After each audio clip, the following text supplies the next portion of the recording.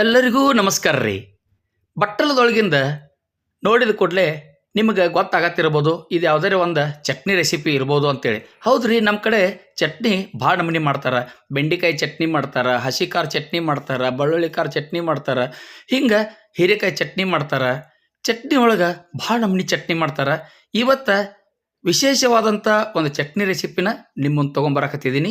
ಈ ಚಟ್ನಿ ರೆಸಿಪಿ ಒಂದು ಸಲ ಮಾಡಿದ್ರಿ ಅಂದ್ರೆ ಮತ್ತೆ ಮಾಡ್ತೀರಿ ಅಂಥ ರೆಸಿಪಿ ಐತಿದ.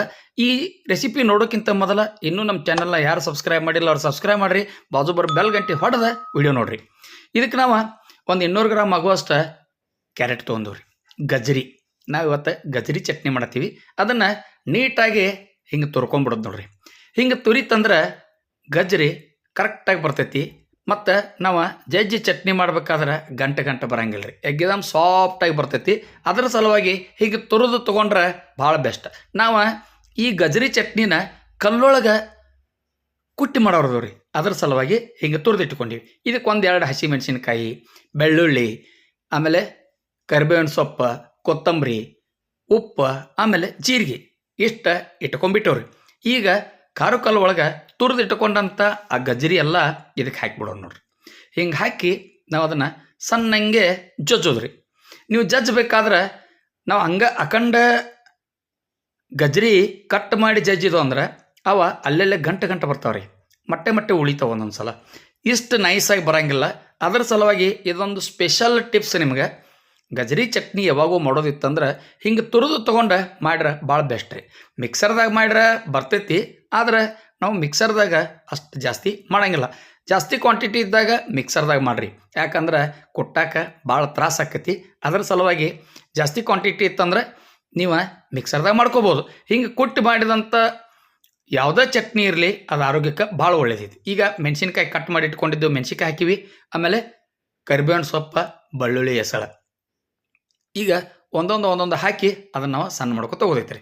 ಈಗ ಕೊತ್ತಂಬರಿ ಸೊಪ್ಪು ಹಾಕಿ ಮುಂದೆ ನಾವು ಅದಕ್ಕೆ ಇನ್ನೂ ಕೆಲವೊಂದು ಇಂಗ್ರೀಡಿಯೆಂಟ್ಸ್ ನಿಮ್ಗೆ ತೋರಿಸಿದ್ನಲ್ರಿ. ಈಗ ನೋಡ್ರಿ, ಜೀರಿಗೆ ಇಷ್ಟು ಹಾಕಿ ನಾವು ಮತ್ತೆ ಅದನ್ನು ಜಜ್ಜಿ ಬಿಡೋದು ರೀ. ಈಗ ರುಚಿಗೆ ಎಷ್ಟು ಬೇಕಷ್ಟು ಉಪ್ಪು ಹಾಕಕತ್ತೀವಿ ನೋಡ್ರಿ. ಈ ಚಟ್ನಿ ಮೊಸರು ಜೊತೆ ಜೋಳದ ರೊಟ್ಟಿ, ಚಪಾತಿ ಮಸ್ತ್ ಕಾಂಬಿನೇಷನ್ ಆಕತ್ರಿ. ಒಂದು ಸಲ ನೀವು ತಿಂದ್ರಂದ್ರೆ ಮತ್ತೊಂದು ಸಲ ಇದೇ ಚಟ್ನಿ ಮಾಡ್ತೀರಿ, ಅಷ್ಟು ರುಚಿಕಟ್ಟಾಗ್ತೈತಿ.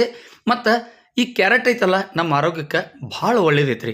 ಅದರ ಸಲುವಾಗಿ ಈ ಕ್ಯಾರೆಟ್ ಚಟ್ನಿ ಮಾಡೋದು ಮರಿಬೇಡ್ರಿ. ಕ್ಯಾರೆಟ್ ಸೀಸನ್ ಐತಿ. ಈಗ ಮಾರ್ಕೆಟ್ನಿಂದ ಕ್ಯಾರೆಟ್ ತೊಗೊಂಬರ್ರಿ, ಸ್ವಚ್ಛಂಗೆ ತೊಳೆದ ಕಟ್ ಮಾಡಿ ಅದರದ್ದು ಹಿಂದಿನ ಪಾರ್ಟ್ ಏನಿತ್ತಲ್ಲ ಅದನ್ನು ಕಟ್ ಮಾಡಿ ಹಿಂಗೆ ತುರಿದು ತೊಗೊಂಬಿಡ್ರಿ. ಹಿಂಗೆ ತುರಿದು ತೊಗೊಂಡ್ರೆ ಅಂದ್ರೆ ಕರೆಕ್ಟಾಗಿ ಚಟ್ನಿ ಬರ್ತೈತಿ. ಈಗ ನಾವು ಅದನ್ನು ಜಜ್ಜಿ ಚಮಚದಿಂದ ಅದನ್ನೆಲ್ಲ ಮಿಕ್ಸ್ ಮಾಡ್ಕೊಂಡು ಮತ್ತೆ ಜಜ್ಜಾತವ ನೋಡ್ರಿ. ನೀವು ಒಂದು ವೇಳೆ ಜಜ್ಜೋದ ಕಡಿಮೆ ಆದ್ರೂ ನಡಿತೈತಿ, ಆದ್ರೆ ಹಿಂಗೆ ಕಲ್ಲು ಒಳಗೆ ಕುಟ್ಟಿ ಮಾಡಿದ ಚಟ್ನಿನ ಉಪಯೋಗಿಸ್ರಿ, ಯಾಕಂದ್ರೆ ಆ ಥರದ ರುಚಿ ಸ್ಪೆಷಲ್ ಆಗಿರ್ತೈತಿ ರೀ. ಈಗ ಗಜ್ರಿ ಚಟ್ನಿ ಒಂದು ಹಂತಕ್ಕೆ ಬಂದೈತಿ, ನಾವೆಲ್ಲ ಅದನ್ನು ಸರಿಸಿಟ್ಟೀವಿ. ಅದಕ್ಕೆ ಮ್ಯಾಲೆ ಕೊತ್ತಂಬರಿ ಸೊಪ್ಪು ಹಾಕೀವಿ. ಈಗ ಏನಿದ್ರೆ ಅದನ್ನು ಸರ್ವ್ ಮಾಡ್ಕೊಂಡು ರುಚಿ ನೋಡೋದು ಅಷ್ಟೇ ಐತ್ರಿ.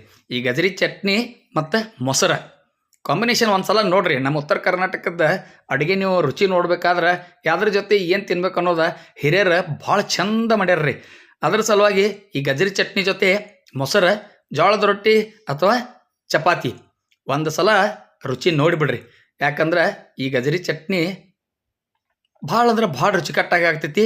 ನಮ್ಮ ಆರೋಗ್ಯಕ್ಕೂ ಅಷ್ಟೇ ಭಾಳ ಒಳ್ಳೇದೈತಿ. ಅದರ ಸಲುವಾಗಿ ಈ ಚಟ್ನಿ ಮಾಡೋದ ಮರಿಬೇಡ್ರಿ.